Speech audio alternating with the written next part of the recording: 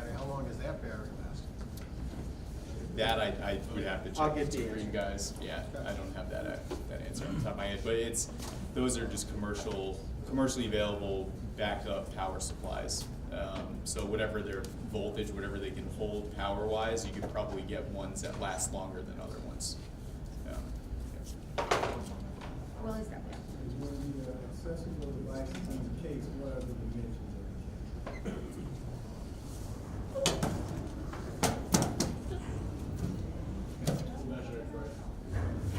so really, I believe that I have as part of the survey, I'm pretty sure I have dimensions in most of every system that we've seen, I think all the components. And what we don't have, that will be one of the follow-up questions that we ask. So I know when we started asking that the first day, I did look to see we have most of them. So I'll give that to you and then anything else, we'll get back to them. And then there's a rolling suitcase. Yep. Yep.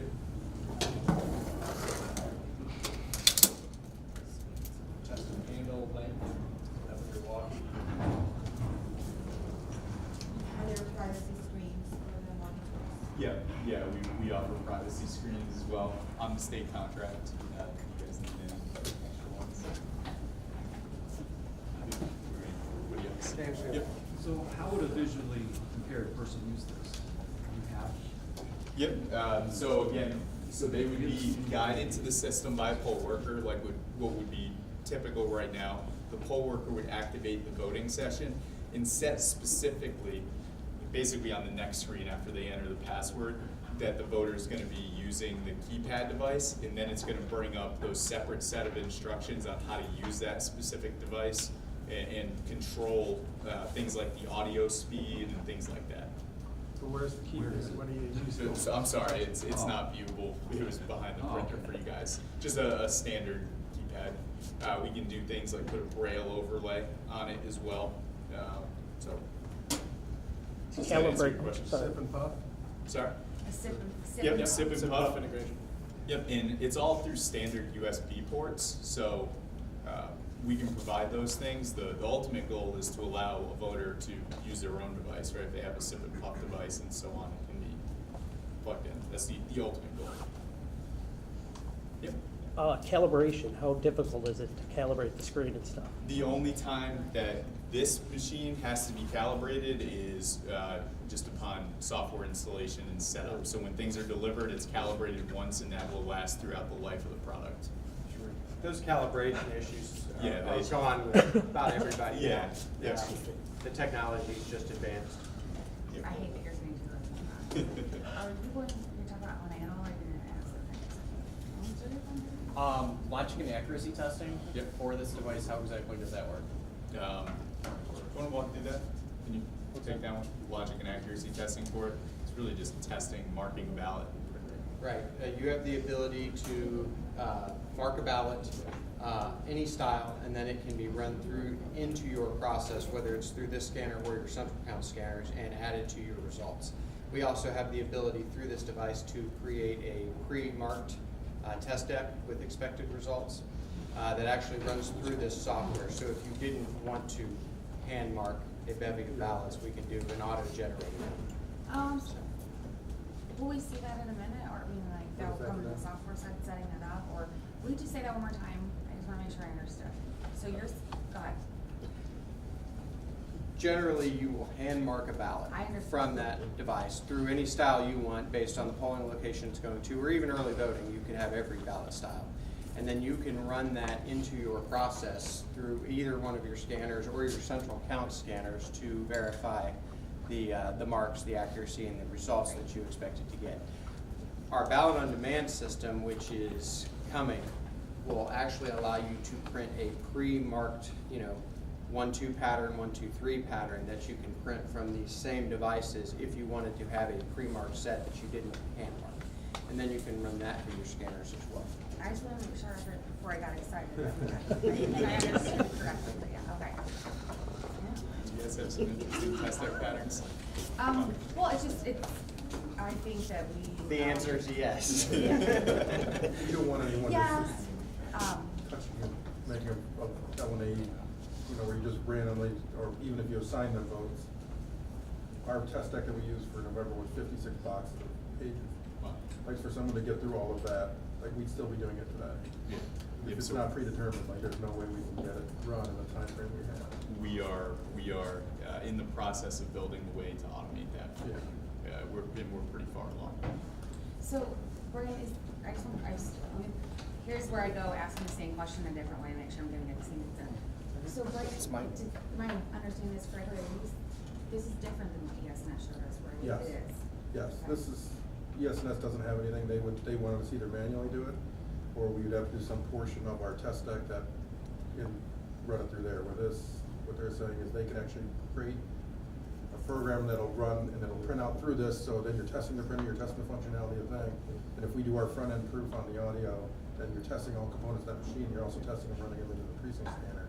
So that would save us time And I would add that you'd still probably wanna do Sure, some. we would, Yeah. yeah, but it wouldn't have to be, I just don't want my staff or any staff we hire voting and trying to get that pattern. We did that at TSX days, and if anyone was hearing that never worked. Yeah.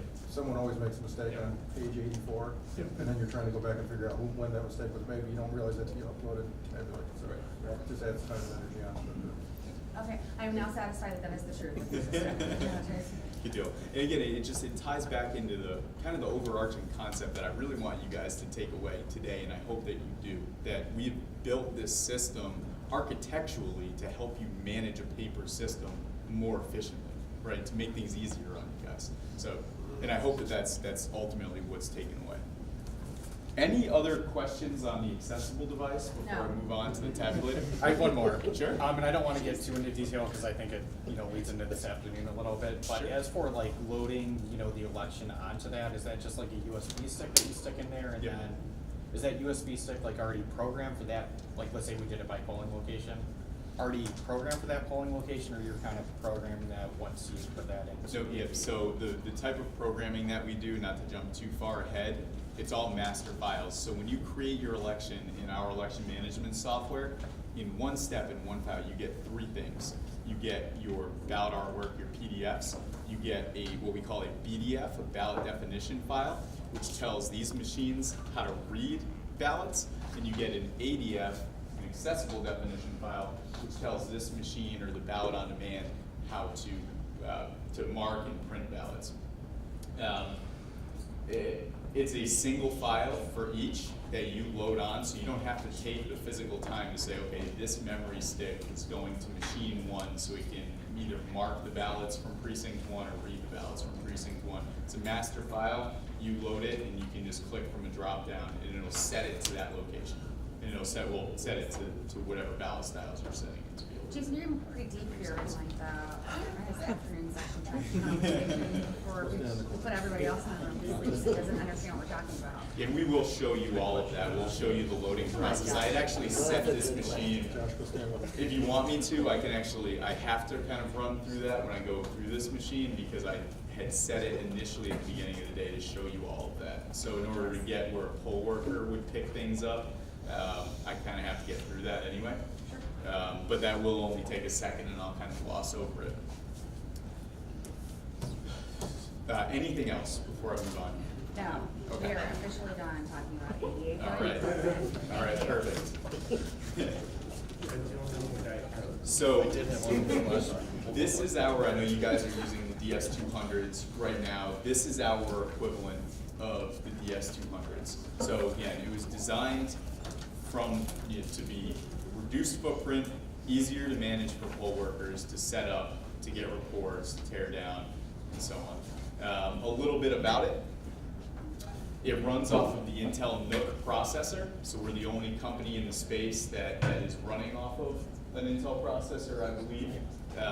Intel's next unit of computing. The long story short of that, and I won't bore you with the technical details, it gives you more processing power in the polls than you really ever need. What the benefit of that is to you is it's going to keep scanning times consistent over time. So this will process an 18-inch double-sided ballot in 4 seconds or less. It's also, while doing that, recording a 200 DPI grayscale image of every ballot that's going through. And I encourage you strongly, when you're looking at other companies in this space, look at their systems with the ballot imaging capabilities turned on and see the effect of what that does to their systems. And look at it at 9 a.m. and look at it at 4 p.m. Yeah.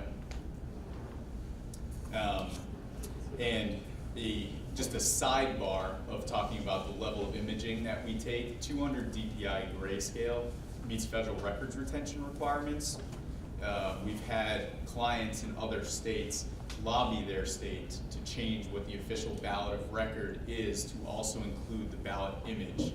And since we meet federal records retention requirements, we're the only ones that they can use where they can destroy their paper ballots once they certify their election and rely on the ballot images for anything moving forward. And the level of imaging that we provide really is unique to be able to give them that ability.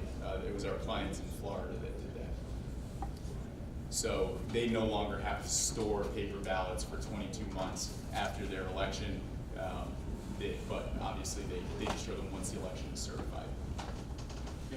Is that the greatest advantage to digital imaging over optical scan? Are there other advantages? We can't hear you.